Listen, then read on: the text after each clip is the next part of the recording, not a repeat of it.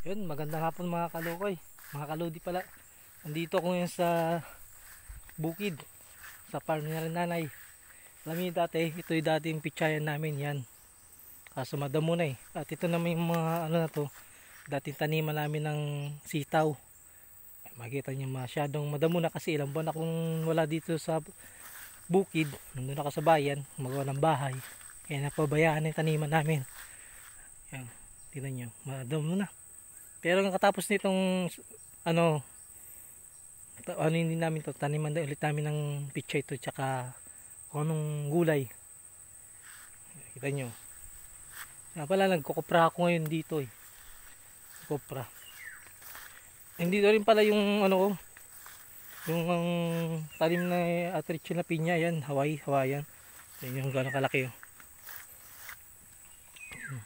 Pinyahan yan eh. Pinya atricho yan. Ang laki no. Kasi hindi pa siya magulang. Yan.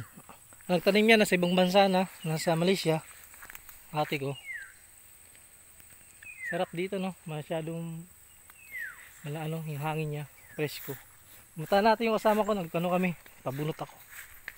Nagkukupra ako eh. Excuse me. Ayun siya.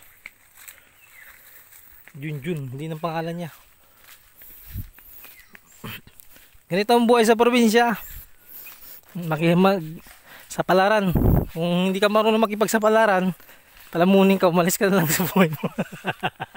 Hindi, joke lang ako. Ano, ayun yun. Kupra kami. Ito naman yung ulingan namin. Ang bao ng nyug.